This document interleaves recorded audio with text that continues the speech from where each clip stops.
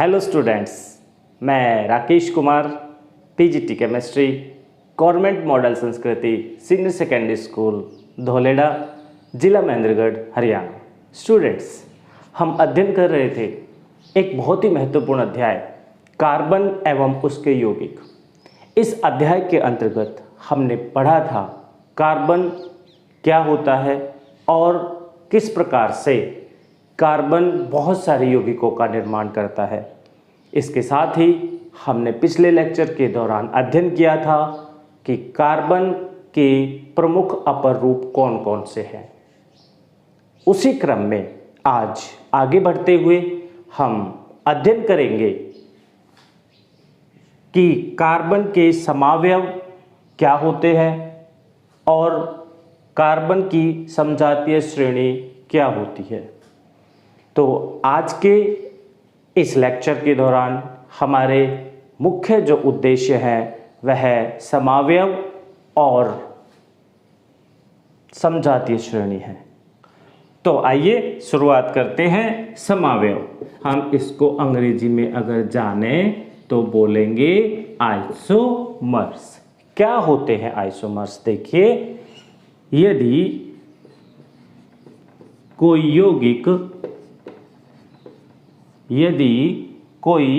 यौगिक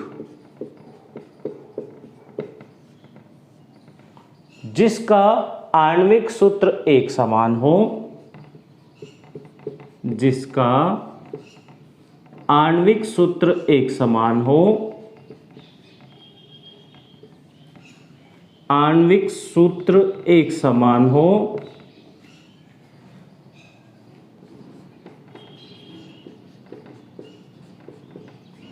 एक समान हो, परंतु संरचनात्मक सूत्र भिन्न भिन्न हो,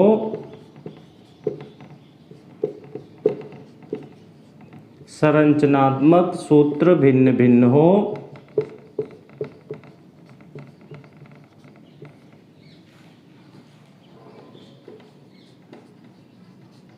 भिन्न भिन्न हो, तो उसके जो संरचनात्मक सूत्र है जो अलग अलग है उन्हीं को हम क्या कहते हैं? आइसोमर अर्थात समावयव कहते हैं। तो कोई भी यौगिक जिसके आणविक सूत्र एक जैसे हो, अर्थात जिसका मॉलिक्यूलर फॉर्मूला सेम हो, बट लेकिन संरचनात्मक सूत्र अर्थात उसकी स्ट्रक्चरल फॉर्मूलाज जो है वो अलग अलग हो, उसको हम बोलते हैं समावयव अर्थात आइसोमर। तो वो उन भिन्न भिन्न संरचनात्मक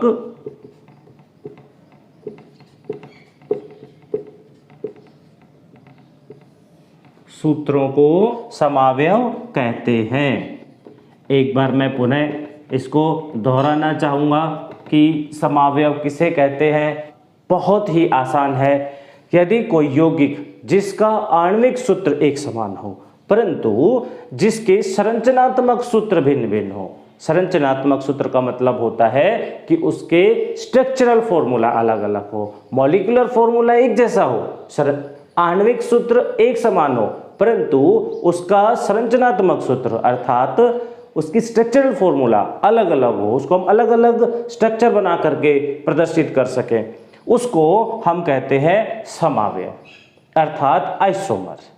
और थोड़ा सा हमें और आगे बढ़ें तो हम यहां बता सकते हैं कि उस प्रक्रिया को हम समावयवता कहते हैं। समावयवता कहते हैं अर्थात आइसोमेरिज्म कहते हैं। यदि हमने क्या किया कि सूत्र तो एक लिया, कौन सा सूत्र? आणविक सूत्र, मॉलिक्यूलर फॉर्मूला, और उसको अलग अलग रूपों में हमने उसको प्रदर्शित कर दिया, अर्थात उसके स्ट्रक्चर अलग अलग बन गए, उसके संरचनात्मक सूत्र अलग अलग बन गए। तो वह जो स्ट्रक्चरल फॉर्मूलाज हैं जिनको हमने अलग अलग से लिखा हुआ है उनको तो हम बोलते हैं समावयव अर्थात आइसोमर्स। और उस प्रक्रिया को हम बोलेंगे समावयवता अर्थात आइसोमेरिज्म।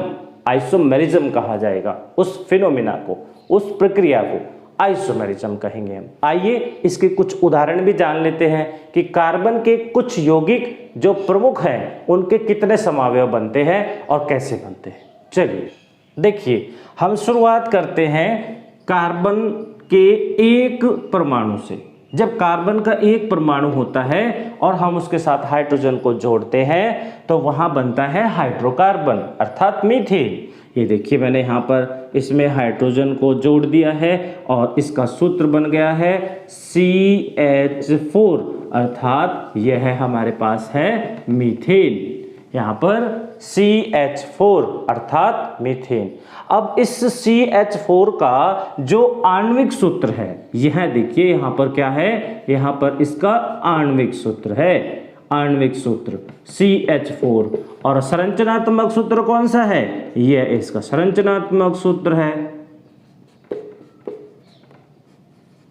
संरचनात्मक सूत्र है जिसको हमने क्या किया हुआ है, कार्बन के साथ 4 हाइड्रोजन को लगा करके प्रदर्शित किया हुआ है। आणविक सूत्र CH4, नाम इस यौगिक का है मीथेन। तो मीथेन को अगर हम लिखेंगे तो CH4 और प्रदर्शित करते हैं संरचना के द्वारा, तो उसको कार्बन के साथ 4 हाइड्रोजन जोड़ देने हैं। अब आप इस सूत्र को, संरचनात्मक सूत्र को कितने ही तरीके से प्रदर्शित करें, ये रहेगा इसी प्रकार से, जैसा है उसके अंदर उसी प्रकार से रहेगा। इसके और भिन्न भिन्न संरचनात्मक सूत्र नहीं हो सकते। संरचनात्मक सूत्र भिन्न होने का मतलब है उसका IUPAC नाम अलग होना। तभी हम उस संरचना को अलग मानेंगे जब उसका IUPAC नेम अलग होगा। तो आपको याद रखना है, यहाँ पर संरचनात्मक सूत्र भिन्न भिन्न होने का मतलब है कि उसकी IUPAC नेमिंग अलग अलग होनी चाहिए। IUPAC के अनुसार उस यौगिक का नाम अलग अलग होना चाहिए। अब IUPAC के नाम के अनुसार इसमें एक कार्बन है, एक कार्बन के लिए हमने यहाँ पर मिथ लगा दिया है, और क्योंकि एकल आबंध है इसलिए एन लगा देंगे तो बन जाएगा मीथेन, मिथेन। तो इसका अर्थ तो यह हुआ कि जो मीथेन यौगिक होगा उसके कोई भी समावयव संभव नहीं है, क्योंकि केवल मात्र के एक ही यहाँ पर जो संरचनात्मक सूत्र है वह मीथेन का पॉसिबल है, संभव है, और इसका IUPAC नेम भी एक ही रहेगा, मिथ और एन।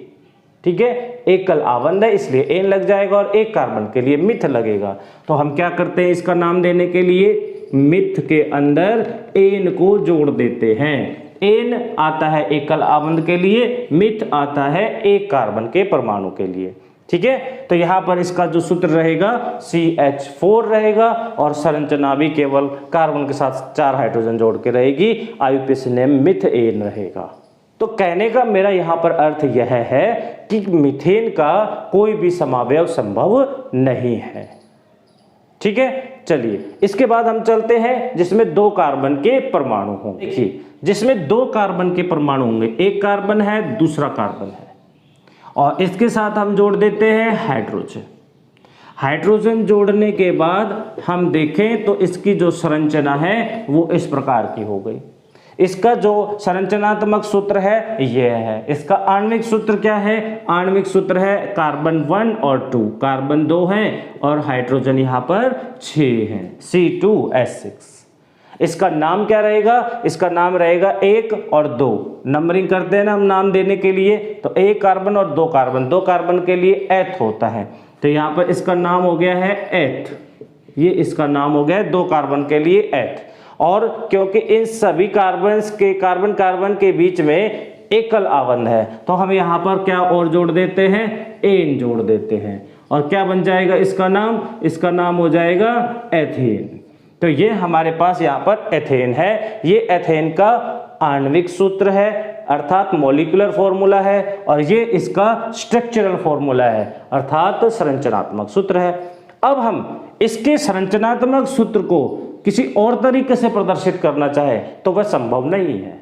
इथेन को हम हमेशा इसी तरीके से प्रदर्शित कर सकते हैं। और हम कहें तो इसका जो IUPAC नेम है वो हमेशा ही H+N रहेगा, क्योंकि 2 कार्बन है और उसके अंदर क्या है, एकल आबंध है। तो इसका जो संरचनात्मक सूत्र है वह भी यही रहने वाला है, आणविक सूत्र भी यही रहने वाला है। और जब तक आणविक सूत्र के अलग अलग संरचनात्मक सूत्र ना हो तब तक हम कहेंगे कि समावयव नहीं होंगे। तो यहाँ पर जो एथेन है इसके भी समावयव संभव नहीं है। हम कहेंगे कि मीथेन के समावयव संभव नहीं है, एथेन के भी समावयव संभव नहीं है। चलते हैं प्रोपेन पर, जिसमें 3 कार्बन के परमाणु होते हैं। देखिए, जिसमें 3 कार्बन के परमाणु होंगे, ये 3 कार्बन के परमाणु हैं और हम इनके साथ हाइड्रोजन को जोड़ देते हैं। यह मैंने हाइड्रोजन को जोड़ दिया है, ठीक है। और हाइड्रोजन को जोड़ने के बाद हम इसका नामकरण देखते हैं कि इसका नाम क्या होगा, क्योंकि इसके अंदर 1 2 3 कार्बन है। 3 कार्बन के लिए हम इसका नाम क्या लिखते हैं, प्रोप लिखते हैं। और सारे के सारे इसमें एकल आबंध है कार्बन कार्बन के बीच में, तो क्या लगाना है, हमें एन लगाना है। तो प्रोप प्लस एन अर्थात क्या बन जाएगा, ये नाम बन जाएगा प्रोपेन। तो प्रोपेन का संरचनात्मक सूत्र आपके सामने है। इसका जो आणविक सूत्र है उसको देखते हैं। इसका जो आणविक सूत्र होगा C3 और H8, यह इसका आणविक सूत्र है। 3 कार्बन है यहाँ पर और हाइड्रोजन 8 जुड़े हुए हैं, तो C3H8 यह इसका आणविक सूत्र है। आप देख पा रहे हैं आणविक सूत्र C3H8 को हम केवल और केवल एक ही संरचना से प्रदर्शित कर सकते हैं और वो ये है हमारे पास। अर्थात इसका IUPAC अगर हम नामकरण देखते हैं तो केवल एक ही संभव है, 1 2 3 कार्बन के लिए प्रोप और एकल आबंध है तो एन प्रोपेन, केवल मात्र एक ही इसके अंदर IUPAC नाम संभव है। और इसका मतलब तो यह हुआ कि एक ही IUPAC नाम संभव है, सूत्र एक है, तो उसका समावयव भी नहीं होगा। अर्थात अगर हम बात करें प्रोपेन की, C3H8 की, इस केस में भी एक भी समावयव नहीं होगा। तो हमने पढ़ा कि मिथ के अंदर CH4 का कोई समावयव नहीं होगा। हमने पढ़ा C2H6 अर्थात एथेन का कोई समावयव नहीं होगा। हमने पढ़ा प्रोपेन C3H8 का कोई समावयव नहीं होगा। तो यहाँ पर पहले 3 जो कार्बन के प्रमुख यौगिक हैं उनका कोई समावयव संभव नहीं है। उनके आणविक सूत्र तो एक जैसे हैं, परंतु उनके संरचनात्मक सूत्र भिन्न भिन्न नहीं है। उनका IUPAC नाम एक ही संभव है, दूसरा IUPAC नाम संभव नहीं है। तो हम कह सकते हैं कि मीथेन, इथेन और प्रोपेन के समावयव संभव नहीं है। अब चलते हैं हम जिसमें 4 कार्बन के परमाणु होते हैं। 4 कार्बन के परमाणु अर्थात ब्यूट, और उनमें एकल आबंध लगा दे तो ब्यूटेन की ओर चलते। आइए देखते हैं कि ब्यूटेन के समावयव संभव है कि नहीं। देखिए, जिसमें 4 कार्बन के परमाणु हैं, 1 2 और 3 4, यहाँ पर हमारे पास 4 कार्बन है और इसके साथ मैं हाइड्रोजन को जोड़ देता हूँ। ये देखिए मैंने हाइड्रोजन को जोड़ दिया है। तो यहाँ पर हाइड्रोजन को जोड़ने के बाद जो मेरे पास C4H10 क्या है, इसका आणविक सूत्र C4H10, यहाँ मैं लिख देता हूँ C4H10 इसका आणविक सूत्र है। क्या है इसका आणविक सूत्र अर्थात मॉलिक्यूलर फॉर्मूला ये, और यह इसका क्या है, संरचनात्मक सूत्र है, संरचनात्मक सूत्र। तो हमने देखा कि मीथेन का जो संरचनात्मक सूत्र है 1 2 3 4 कार्बन और एक एक हाइड्रोजन जोड़ देंगे, एक कलाबंद रहेगा, और ये है हमारे पास C4H10। इसका नाम क्या होने वाला है, इसका नाम है, देखिए 1 2 3 4 कार्बन के लिए क्या होता है, ब्यूट। 4 कार्बन का क्या होता है, ब्यूट, और एक कलाबंद है, एक कलाबंद के लिए एन और जोड़ देते हैं, तो ये हो गया हमारे पास ब्यूटेन। अच्छा, यहाँ पर जो इसका सूत्र है ना, आणविक सूत्र है C4H10, यही आणविक सूत्र रखते हुए मैं एक और संरचना बना सकता हूं। आप देखिए, ध्यान दीजिएगा, इसको मैं इधर बनाता हूं, 1 कार्बन 2 कार्बन 3 कार्बन और 1 कार्बन मैंने यहां पर जोड़ दिया है। तो कुल कितने कार्बन हो गए यहाँ पर? एक कार्बन, 2 3 4। सूत्र क्या है? C4। अब इसके साथ अगर 10 हाइड्रोजन जुड़ गए तो इसका मतलब तो यह हुआ कि एक संरचना और बन गई वहां पर। आणविक सूत्र एक जैसा, C4H10। देखते हैं C4H10, 1 2 3 4 5 6 7 8 9 और 10 हाइड्रोजन जुड़ गए हैं 4 कार्बन से, और इसका जो सूत्र है वह भी क्या है? C4H10 है। यहां पर जो हमने ये संरचना बनाई है इसका सूत्र भी C4H10 है, लेकिन आप देख पा रहे होंगे कि दोनों की जो संरचना है वह भिन्न भिन्न है। दोनों के IUPAC नाम भी अलग अलग है। इसका नाम तो ब्यूटेन है, लेकिन यहां पर इसका नाम ब्यूटेन नहीं है, इसको हम ब्यूटेन नहीं कहेंगे। सूत्र एक जैसा है पर नाम एक जैसा नहीं है। कौन सा नाम? IUPAC नाम। कैसे? देखिए हम इसको नंबरिंग करते हैं 1 2 3। 3 कार्बन की लंबी श्रृंखला है। यहाँ पर दूसरे कार्बन की लंबी श्रृंखला से ये एक ग्रुप जुड़ा हुआ है जिसको हम बोलते हैं मिथाइल ग्रुप CH3। तो 2 नंबर पर मिथाइल ग्रुप जुड़ा हुआ है, अर्थात 2 और फिर मिथाइल, और फिर ये 3 के लिए प्रोप और एक कलावन है सारे, तो एन। तो क्या नाम हो जाएगा इसका? इसका नाम हो जाएगा 2 मिथाइल। 2 नंबर पे कौन सा ग्रुप जुड़ा हुआ है? मिथाइल जुड़ा हुआ है, तो 2 मिथाइल। 2 नंबर पे मिथाइल जुड़ा हुआ है, 2 मिथाइल। और फिर 1 2 3 कार्बन के लिए क्या लिखते हैं हम? प्रोप। 2 मिथाइल प्रोप, और फिर सिंगल आबंध के लिए हम क्या लगा देते हैं? एन लगा देते हैं। तो इसका नाम हो गया है 2 मिथाइल, और प्रोप और सिंगल आबंध है, एकल आबंध है, इसलिए 2 मिथाइल प्रोपेन।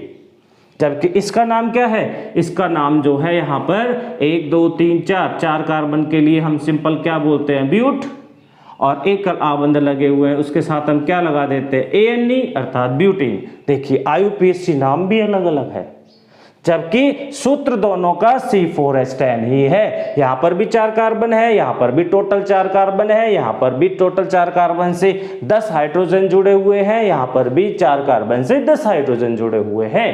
तो इस प्रकार से यहां पर हम कह सकते हैं कि संरचनात्मक सूत्र जो है वो अलग अलग हैं दोनों के, जबकि आणविक सूत्र है वो एक जैसे हैं। तो वे कार्बन के यौगिक जिनके आणविक सूत्र एक जैसे हो परंतु संरचनात्मक सूत्र भिन्न भिन्न हो, या IUPAC नाम अलग अलग हो, उसको हम कहते हैं समावयव।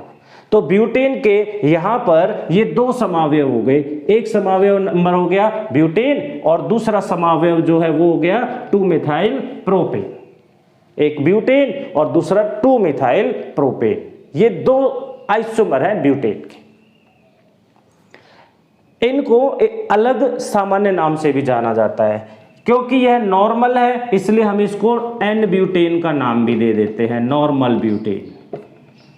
क्योंकि इसके अंदर लंबी श्रृंखला से एक ब्रांचिंग हो गई है, जो लंबी चेन है उसमें ब्रांचिंग हो गई है, इसलिए हम इसको आइसोब्यूटेन का भी नाम देते हैं, आइसोब्यूटेन। ये हमारे पास इनके सामान्य नाम है, याद रखना है। सामान्य नाम में ब्यूटेन जरूर आ रहा है लेकिन ब्यूटेन है नहीं, क्योंकि प्रोपेन है IUPAC नेमिंग के अनुसार सामान्य नाम, परंतु सामान्य नाम दोनों के N ब्यूटेन और आइसोब्यूटेन कह करके हम बुला सकते हैं। इसका अर्थ यह हुआ कि जो ब्यूटेन है उसके 2 समावयव संभव है, N ब्यूटेन और आइसोब्यूटेन, अर्थात ब्यूटेन और दूसरा 2 मिथाइल प्रोपेन। ठीक है, एक और हम इससे अगला लेते हैं। इससे अगला, ब्यूटेन से अगला पेंटेन। पेंटेन के कितने समावयव संभव है? आइए देख लेते हैं। पेंटेन का जो सूत्र होता है, आणविक सूत्र, वो होता है C5H12। C5H12। अब इसका आणविक सूत्र तो हमने देख लिया, इसके संरचनात्मक सूत्र भी हम देख लेते हैं। देखिए पेंटेन 1 2 3 4 और 5 कार्बन है, और उनके साथ मुझे क्या करना है? 5 कार्बन के साथ मुझे हाइड्रोजन को जोड़ देना है। मैंने इसमें हाइड्रोजन जोड़ दिए हैं और मेरे पास यहाँ पर नॉर्मल पेंटेन आ गया है, नॉर्मल पेंटेन। IUPAC नाम देखते हैं इसका, 1 2 3 4 5 कार्बन के परमाणु है यहाँ, 5 कार्बन के परमाणु के लिए पेंट होता है और सभी कार्बन परमाणुओं के बीच में यहाँ पर एकल आबंध है, उसके लिए हम इसमें एन जोड़ देते हैं। तो IUPAC नाम इस यौगिक का, जिसका सूत्र C5H12 है, पेंटेन हो गया, पेंटेन। एक और इसकी संरचना संभव है। दूसरी संरचना देखिए क्या संभव है। ये मैंने यहाँ पर 4 कार्बन की एक लंबी श्रृंखला बनाई है।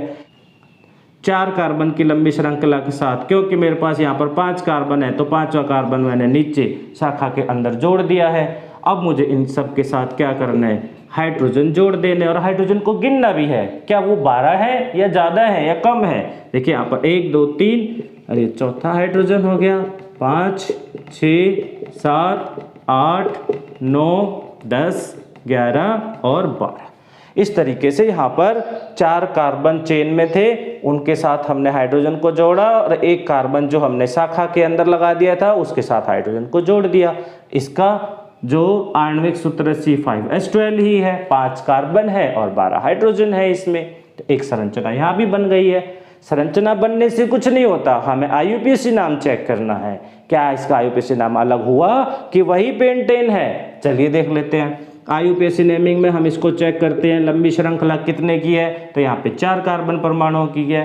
4 कार्बन परमाणुओं की लंबी श्रृंखला है, 5वां कार्बन बीच में आ रहा है तो लंबी श्रृंखला में नहीं, इसलिए पेंट नहीं कहेंगे इसको हम कहेंगे ब्यूट। तो यहाँ पर ये ब्यूट है, ब्यूट। और हमने यहाँ पर देखा कि दूसरा कार्बन जो है उससे एक और ग्रुप जुड़ा हुआ है। यहाँ पर देखिए ये वाला ग्रुप जो जुड़ा हुआ है जिसको हम मिथाइल ग्रुप कहते हैं, तो 2 नंबर पर मिथाइल ग्रुप भी जुड़ा हुआ है। हम इसका नाम लिख देंगे 2, पहले उसकी पोजीशन बताएंगे ग्रुप की जो जुड़ा हुआ है, 2 मिथाइल, और फिर 4 कार्बन है यहाँ पर, 4 कार्बन परमाणु के लिए ब्यूट, और फिर एकल आबंध बना हुआ है तो म्यूटेन, एन लग जाएगा। तो यहाँ पर इस यौगिक का जो नाम हो गया वो गया 2 मिथाइल ब्यूटेन। यहाँ पर क्या था, पेंटेन, यहाँ पर क्या बना है, 2 मिथाइल ब्यूटेन हो गया। IUPAC नाम अलग, और IUPAC नाम अलग हो गया तो इसका मतलब ये समावयव संभव है। एक और हमें संभावना को तलाशते हैं कि क्या और भी इसके समावयव संभव है। एक और संभव है, वो कैसे, हमने 3 कार्बन के परमाणुओं को जोड़ दिया है आपस में लंबी श्रृंखला में, और 2 कार्बन परमाणुओं को एक ऊपर श्रृंखला के और एक नीचे हमने यहाँ पर जोड़ा हुआ है। इनके साथ अगर हम देखें कि हाइड्रोजन कितने जुड़ेंगे तो हम देख सकते हैं 3 हाइड्रोजन नीचे वाले कार्बन के साथ जुड़ गए हैं, 3 हाइड्रोजन ऊपर वाले कार्बन के साथ जुड़ गए हैं, टोटल 6 हाइड्रोजन हो चुके हैं, 6 और इसके साथ जुड़ जाएंगे 7 8 9 और ये 10 और ये 11 और ये 12। तो 12 हाइड्रोजन 5 कार्बन से जुड़े हुए हैं। यहाँ पर देखिए 3 तो सीधी श्रृंखला में है, एक कार्बन ऊपर बीच वाले से, एक बीच वाले कार्बन से नीचे जुड़ा हुआ है।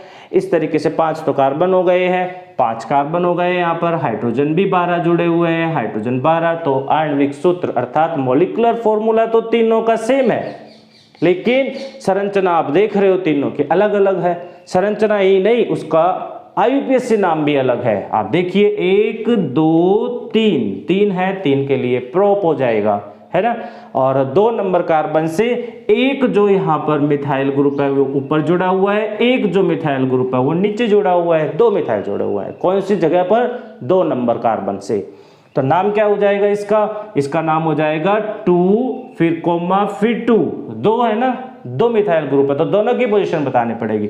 इसके लिए 2 आ गया, फिर इसके लिए 2 आ गया, 2 2, और दोनों एक जैसे ग्रुप है यहाँ पर, तो दोनों एक जैसे ग्रुप के लिए हम लगाते हैं डाई, 2 2 डाई।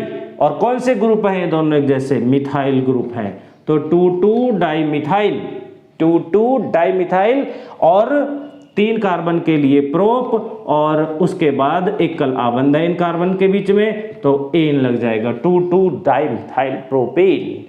ये हमारे पास तीसरा इसका समावयव संभव है। कुल मिलाकर के पेंटेन के कितने समावयव हुए, पेंटेन के 3 समावयव हुए। कौन कौन से, पेंटेन, दूसरा 2 मिथाइल ब्यूटेन और तीसरा 2 2 डाई मिथाइल प्रोपेन। 3 आइसोमर है, 3 समावयव संभव है। किसके, पेंटेन के 3 समावयव संभव है।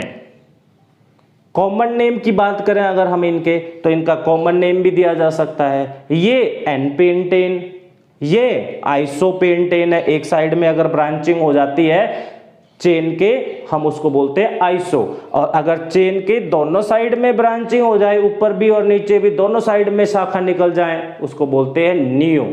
तो यहाँ पर हमारे पास 3 आइसोमर हो गए, 3 समावयव हो गए। कौन कौन से? एनपेंटेन, दूसरा हो जाएगा आइसोपेंटेन, आइसोपेंटेन, और तीसरा हो जाएगा नियोपेंटेन, नियोपेंटेन।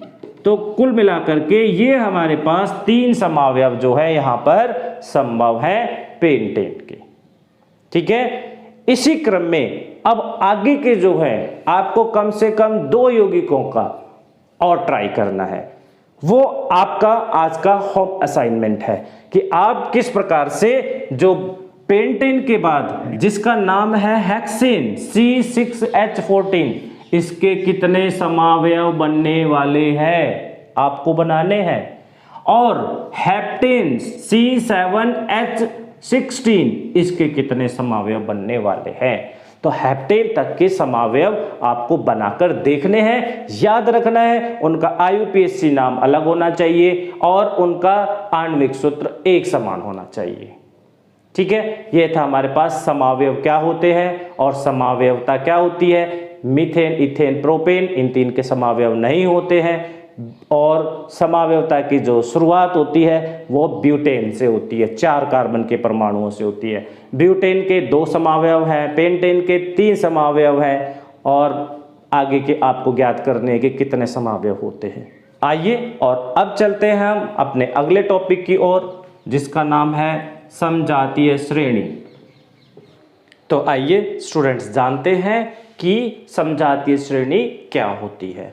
देखिए, जैसा कि इसके नाम से ही पता चल रहा है, समजातीय, सम का मतलब होता है एक जैसा, और जातीय का मतलब जाति, जिसकी जाति एक जैसी हो। ऐसी श्रेणी जिसमें एक जैसे जाति के यौगिक उपस्थित हों। कैसे समझेंगे हम इसको? आइए समजातीय श्रेणी को हम समझ लेते हैं एक उदाहरण की सहायता से। एक उदाहरण हम यहाँ पर ले रहे हैं। हम उदाहरण में एल्केन की सीरीज ले रहे हैं। एल्केन जिसका सामान्य सूत्र होता है CnH2n, यह इसका सामान्य सूत्र है। हम इसके सामान्य सूत्र से इसकी एक सीरीज तैयार करते हैं और देखते हैं कि उस सीरीज में क्या खास बात है। देखिए, हम यहाँ पर जब कार्बन की संख्या 1 रखते हैं, अर्थात n का मान 1 रखते हैं, तो हमारे पास पहला जो एल्केन बनेगा वो बनेगा CH4 अर्थात मीथेन। इसके बाद अगर हम इसमें n की जगह पे 2 रखते हैं तो हमारे पास एक यौगिक बनेगा C2H6 फॉर्मूला वाला, जिसका नाम होगा इथेन। इसके बाद जब हम यहाँ पर 3 रखते हैं तो हमारे पास यौगिक बनेगा प्रोपेन। इसी क्रम में जब हम आगे बढ़ते हैं ब्यूटेन और आगे बढ़ते हैं पेंटेन, तो यह हमारे पास एक सीरीज बन गई है। यह जो सीरीज है किसकी है? यह सीरीज एल्केन की सीरीज है। इस सीरीज के अंदर आप अगर थोड़ा सा ध्यान देंगे तो क्या पाएंगे? इस सीरीज के अंदर आप पाएंगे कि देखिए यहाँ पर 1 कार्बन था, यहाँ पर 2 कार्बन हो गए हैं। तो जैसे ही हम इससे इस वाले यौगिक पर आए हैं तो एक तो कार्बन बढ़ा है यहाँ पर, और हाइड्रोजन जो है यहाँ पर 4 थे, इस वाले एथेन के अंदर हाइड्रोजन जो है वो 6 हो गए हैं, अर्थात यहाँ पर 2 हाइड्रोजन बढ़ गए हैं।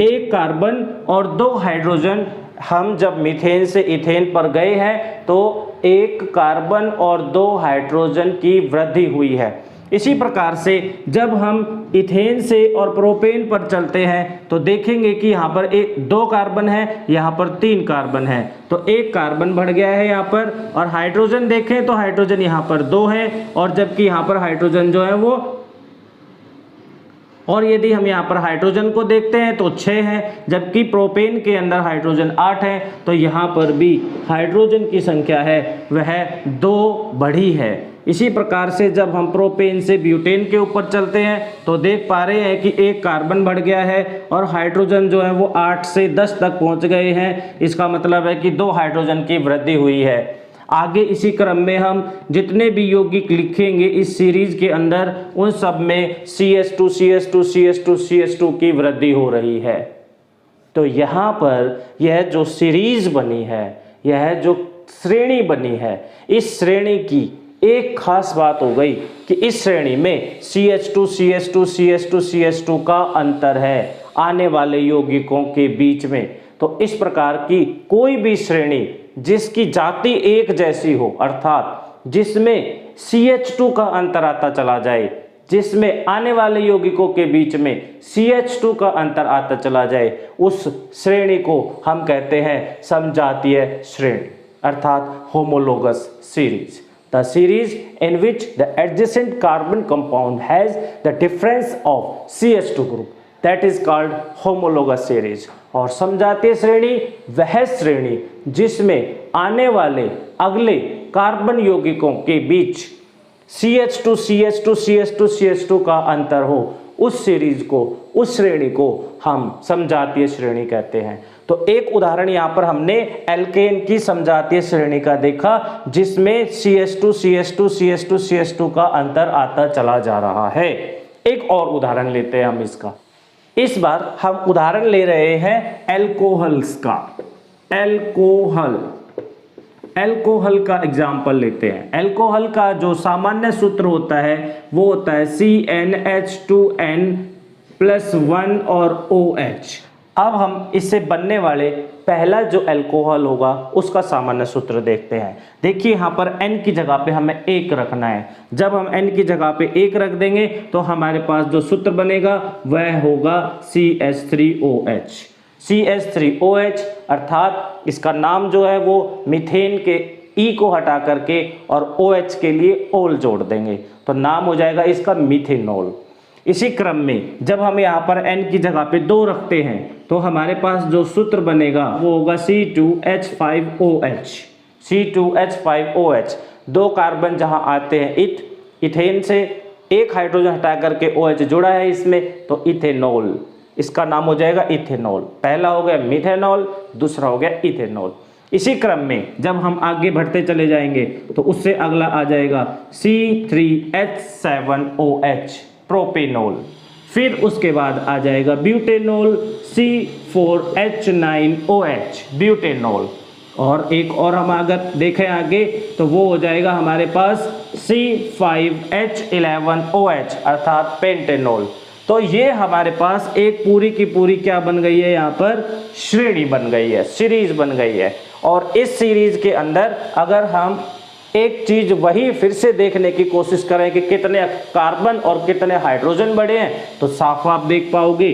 देखिए यहाँ से मीथेनॉल से जब हम इथेनॉल पर गए हैं तो 1 कार्बन था, 2 हो गए हैं, अर्थात 1 कार्बन की वृद्धि हो गई है यहाँ पर। और हाइड्रोजन 3 से 5 हो गए हैं, इसका मतलब है कि हाइड्रोजन 2 बढ़ गए हैं, बाकी OH दोनों में सेम है ही।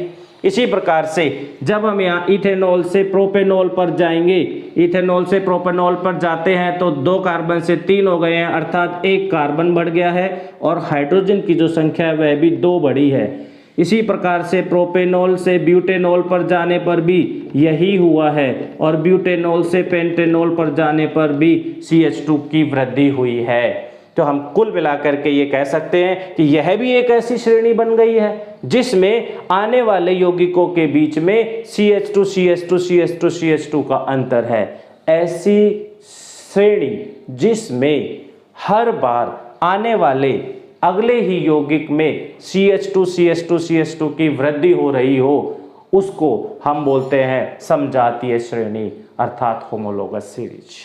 तो ये थी हमारी कि समजातीय श्रेणी क्या होती है। ऐसी बहुत सारी सीरीज बन सकती हैं। एल्केन की हमने देखी है अभी अभी, एल्कीन की भी इसी प्रकार से होगी और एल्काइन की जो होमोलोगस सीरीज होगी वो भी इसी प्रकार से बन जाएगी।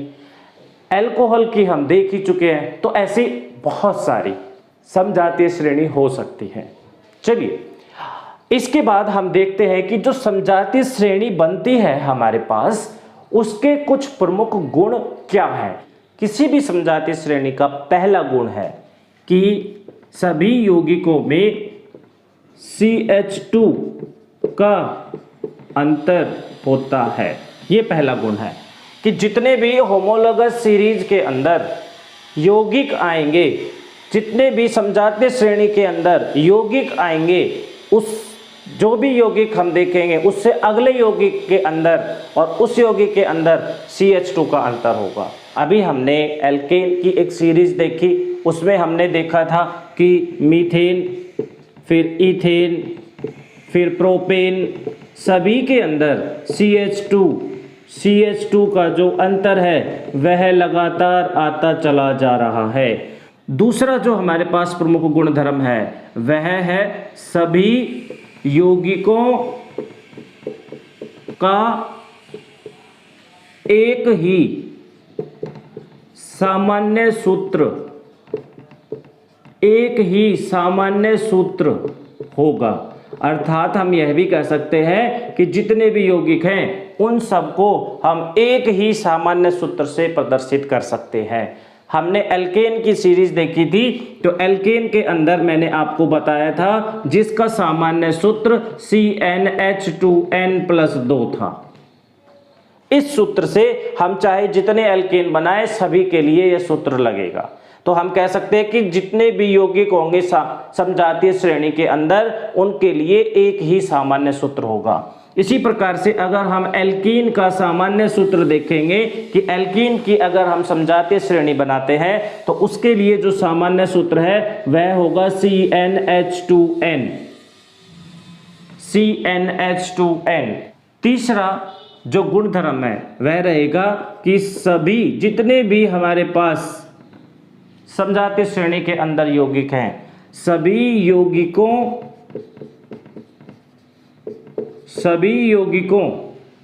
में जो आणविक द्रव्यमान है, सभी यौगिकों में आणविक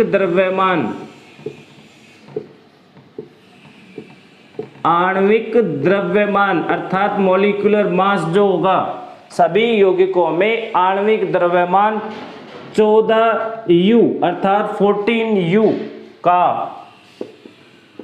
अंतर होगा।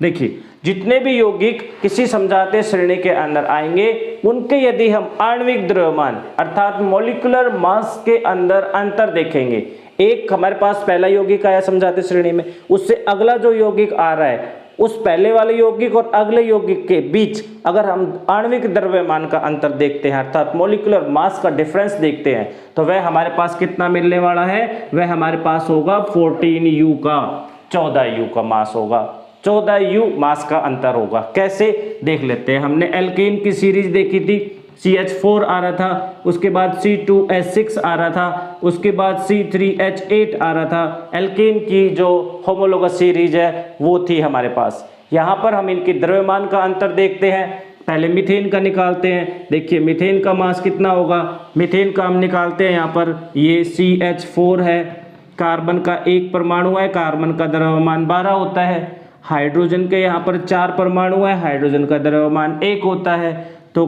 कुल मिलाकर के यहाँ पर कितने हो जाएंगे, 16U आ गया हमारे पास मीथेन का 16U जो द्रव्यमान है। इसी प्रकार से हम इसका इथेन का निकालेंगे। यहाँ पर 30 परमाणु द्रव्यमान है इथेन का 30U। यहाँ पर जो हमारे पास प्रोपेन आया है उसका परमाणु द्रव्यमान है 44U। तो कुल मिलाकर के अब हमें इनके द्रव्यमानों के बीच अंतर को देखना है कि कितना अंतर है। जैसा कि आपको बताया कि इनके बीच जो द्रव्यमान का अंतर है वो 14U का होता है। और आप देख भी पाएंगे, देखिए यहाँ से जब हम इस अगले पर अर्थात मीथेन से जब हम इथेन पर जाते हैं तो मीथेन का द्रव्यमान था 16U जबकि इथेन का है 30 अर्थात 30U। दोनों में कितने का अंतर आया, 30 में से 16 घटा लेंगे तो 14U का अंतर आ रहा है, 14U का अंतर है। इसी प्रकार से जब आप इथेन से और प्रोपेन पे चलेंगे तो इथेन से प्रोपेन पे चलेंगे तो वहाँ पर भी 14U का अंतर आने वाला है, क्योंकि इथेन का 30 है तो प्रोपेन का 44U है। तो कितने का अंतर आ रहा है वहाँ पर, 14U का।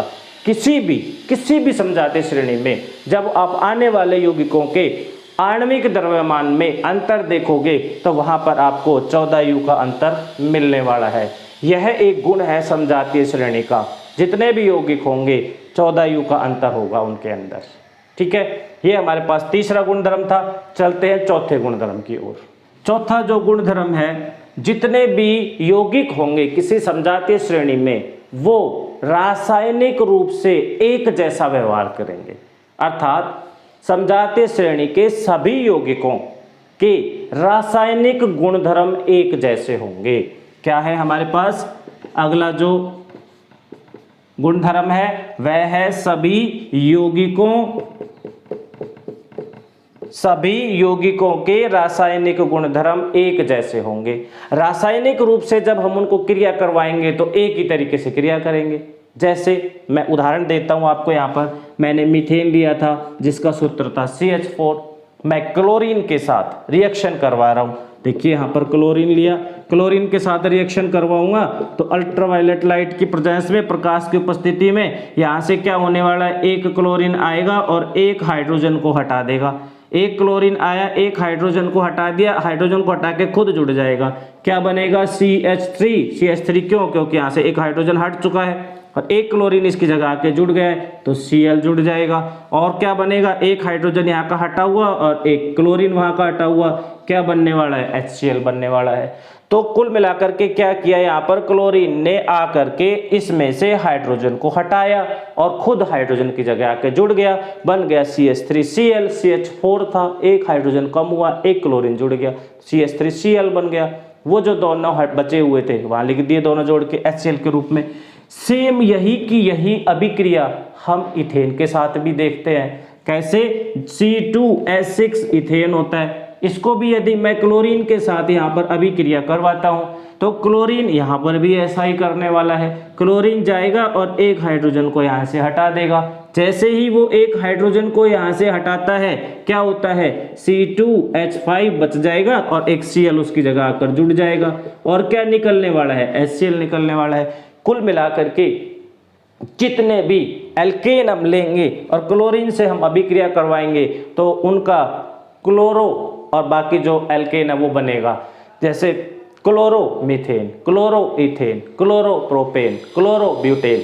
इस प्रकार से ये अभिक्रिया लगातार ऐसे ही चलती रहेंगी।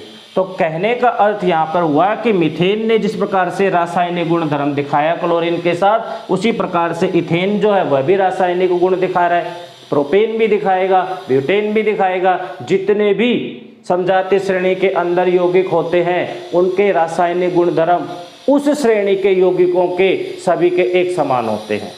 ठीक है, यह था हमारे पास चौथा। एक और हम यहाँ पर गुणधर्म देखते हैं। जितने भी यौगिक किसी समजातीय श्रेणी में होंगे उनके भौतिक गुण अलग अलग होते हैं। सभी यौगिकों के,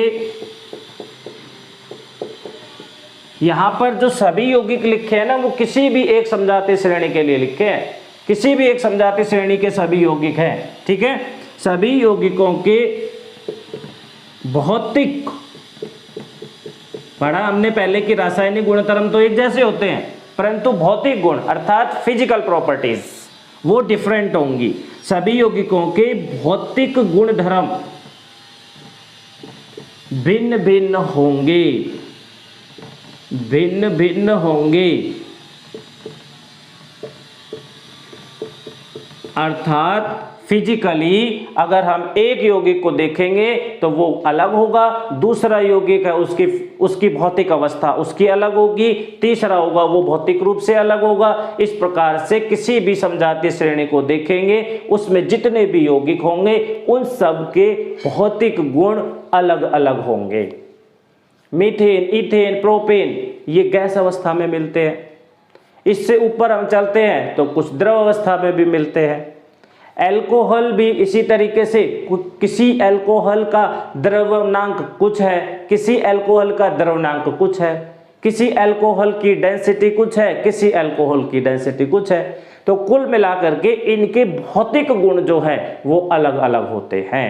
भौतिक रूप से किसी भी समझाते श्रेणी के अंदर जो यौगिक होते हैं वो अलग अलग होते हैं, अर्थात भिन्न भिन्न होते हैं। तो इस प्रकार से किसी भी समझाती श्रेणी के क्या गुण धर्म है, क्या उसके गुण होंगे, वो हमने यहाँ पर पढ़ा।